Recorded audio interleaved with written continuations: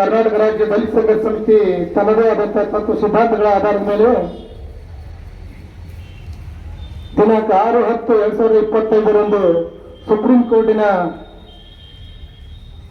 Supreme ಕೋರ್ಟ್ನಲ್ಲಿ ಭಾರತದ ಸರ್ವೋಚ್ಚ ನ್ಯಾಯಾಧೀಶರಾದಂಥ BR ಗವಾಯಿ ಅವರ ಮೇಲೆ ಕೃತ್ಯವನ್ನು ಖಂಡಿಸಿ ಇವತ್ತು BR अम्बेडकर साहब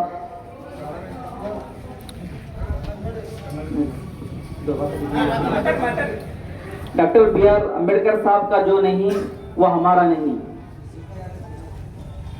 और अभी पिछले हफ्ते 8 दिन पहले सुप्रीम कोर्ट जो इस डेमोक्रेसी कंट्री मुल्क भारत का एक तीसरा पिलर है, जो सुप्रीम कोर्ट का फैसला पूरे भारतीयों का फैसला होता है। और उस सुप्रीम कोर्ट के एक जज BR गवाही पर एक मनुवादी शख्स ने एक शू मारा है, जूता मारा है। मैं कहना चाहता हूं वो शू सिर्फ BR गवाही पर नहीं है, वो हमारे पूरे दलित भाइयों पर है।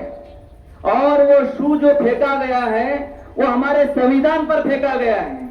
और वो जो जूता फेंका गया है हमारे इस मुल्क के भारत की डेमोक्रेसी ಅವರು ಕೂಡ ಕಮಿಟ್ ಮಾಡಬೇಕಾಗಿತ್ತು, ಇನ್ನೂ ಕೂಡ ಮಾಡಿಲ್ಲ। ಈ ದೇಶದ ಸರ್ವೋಚ್ಚ ನ್ಯಾಯಾಲಯದ ಒಬ್ಬ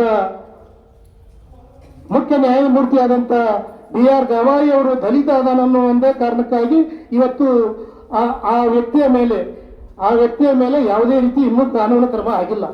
ಹೀಗಾಗಿ ಈ ದೇಶದ ಪರಂಪರೆ ಅಸ್ತಿತ್ವ ಉಳಿಬೇಕಾದ್ರೆ ಈ ಸಂವಿಧಾನ ಇರಬೇಕು। ಸಂವಿಧಾನ ಇರದೆ ಹೋದ್ರೆ ಈ ದೇಶದಲ್ಲಿ ಅಪಾಯ ಕಟ್ಟೆಟ್ಟು ಬುತ್ತಿ। ಹಾಗೆ ಮಕ್ಕಳ ರಾಷ್ಟ್ರಗಳನ್ನು ನೋಡಿದರೆ ನಾವು ಜನಾಂಗೀಯ ಮತ್ತು ಧರ್ಮಗಳ ಮೇಲೆ ಈಗಾಗಲೇ ಹಲವಾರು ರಷ್ಯಾ ಮತ್ತು ಹಲವಾರು ದೇಶಗಳಲ್ಲಿ ಯುದ್ಧಗಳ ಸ್ಟಾರ್ಟ್ ಆಗಿವೆ, ಇನ್ನೂ ನಿಂದಿರುವತ್ತು। ಹಾಗಾಗಿ ಧರ್ಮದ ಆಧಾರದ ಮೇಲೆ ಮತ್ತು ಏನು ಈ ಜಾತಿಯ ಆಧಾರದ ಮೇಲೆ ಏನು ಸನಾತನಿಗಳು ಇವತ್ತು ತನ್ನ ಕುತಂತ್ರವನ್ನು ವ್ಯಾಪಿಸುತ್ತಿದ್ದಾರೋ ಈ ವ್ಯಾಪಕಕ್ಕೆ ತೀವ್ರವಾದ ಖಂಡನೆಯನ್ನು ಖಂಡಿಸ್ತಿದ್ದೇವೆ। ಹಾಗೆ ಈ ಖಂಡನೆಯನ್ನು ಮಾಡಿರ್ತಕ್ಕಂಥ ವ್ಯಕ್ತಿ 25-30 ವರ್ಷಗಳಿಂದ ಅದೇ ಸುಪ್ರೀಂ ಕೋರ್ಟ್ನಲ್ಲಿ ಒಬ್ಬ ವಕೀಲನಾಗಿ ಕೆಲಸ ಮಾಡಿದ್ದಾನೆ। ಯಾವ ರೀತಿ ಮಾಡಿದ್ದಾನೆ ಅನ್ನೋದು ನಮಗೆ ಆಶ್ಚರ್ಯಕರವಾಗಿದೆ। ಈ ದೇಶದ ಕಾನೂನುಗಳಿಗೆ ಸಂರಕ್ಷಣೆ, ಈ ದೇಶದ ಕಾನೂನು ಎತ್ತಿ ಹಿಡಿಬೇಕಾದಂಥ ವಕೀಲ ಇವತ್ತು ರಾಷ್ಟ್ರಪತಿಗಳಿಗೆ ಶೂ ಇಶಿತಾನೆ ಅಂದರೆ, ಸುಪ್ರೀಂ ಕೋರ್ಟಿನ ನ್ಯಾಯಾಧೀಶರಿಗೆ ಶೂ ಇಶಿತಾನೆ ಅಂದರೆ ಇದು ಸಣ್ಣ ಮಾತಲ್ಲ। ಇದ್ರ ಹಿಂದೆ ಯಾವುದೋ ಒಂದು ಷಡ್ಯಂತ್ರ ಇದೆ। ಆ ಷಡ್ಯಂತ್ರ ಈ ದೇಶದಲ್ಲಿ ನಡೆದಿಲ್ಲ। ಇವತ್ತು ಅಂಬೇಡ್ಕರ್ ವಾದಿಗಳು ಇವತ್ತು ಸಾವಿರಾರು ಸಂಖ್ಯೆಯಲ್ಲಿ, ಇವತ್ತು ಲಕ್ಷಾಂತರ ಸಂಖ್ಯೆಯಲ್ಲಿ ಇವತ್ತು ಅದೇ ರೀತಿ ಬಿಹಾರದಲ್ಲಿ ಅನಿಲ್ ಮಿಶ್ರಾ ಅಂತಕ್ಕಂಥ ಒಬ್ಬ ಅಡ್ವೊಕೇಟ್ ಅವರು ಕೂಡ ಇದೇ ರೀತಿ ಅಂಬೇಡ್ಕರರ ಬಗ್ಗೆ ಅವಹೇಳನಕಾರಿ ಮಾತಾಡಿದ್ರು। ಅವ್ರಿಗೆ ಈಗಾಗಲೇ ಪನಿಷ್ಮೆಂಟ್ ಆಗೈತೆ। ಈಗ ಚುನಾವಣೆ ನಡೆಯೋದ್ರಿಂದ ಇಂಥ ಗಿಮಿಕ್, ಬಿಹಾರದಲ್ಲಿ ಚುನಾವಣೆ ನಡೆಯೋದ್ರಿಂದ ಇಂಥ ಗಿಮಿಕ್ಗಳು ನಡೀತಾ ಇದ್ದೇವೆ। ಇದಕ್ಕೆ ಯಾವುದಕ್ಕೂ ಜಗ್ಗೋದಿಲ್ಲ। ಕರ್ನಾಟಕ ರಾಜ್ಯ ದಲಿತ ಸಂಘರ್ಷ ಸಮಿತಿ ಮತ್ತು ಅಲ್ಪಸಂಖ್ಯಾತರ ಘಟಕ ತೀವ್ರವಾಗಿ ಖಂಡಿಸ್ತಾ ಇದೆ।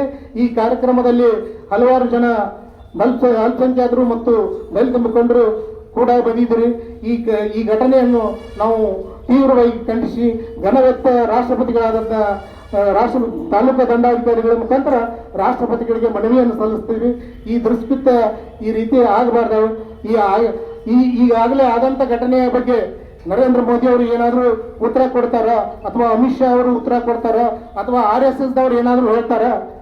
RSS ದವರು ಮೂಕ ಪ್ರೇಕ್ಷಕರಾಗಿದ್ದಾರೆ। ಇವತ್ತು ಸುಪ್ರೀಂ ಕೋರ್ಟ್ ಈ ದೇಶದ 3ನೇ ಅಂಗ ನ್ಯಾಯಾಂಗದ ವ್ಯವಸ್ಥೆಯನ್ನು ಹದಗೆಡಿಸುವಂಥ ವ್ಯವಸ್ಥೆ ಇವತ್ತು ಮನೋವಾದಿ ಸನಾತನಿಗಳು ಇವತ್ತು ಕುತಂತ್ರ ಹೆಚ್ಚಾಗಿದೆ।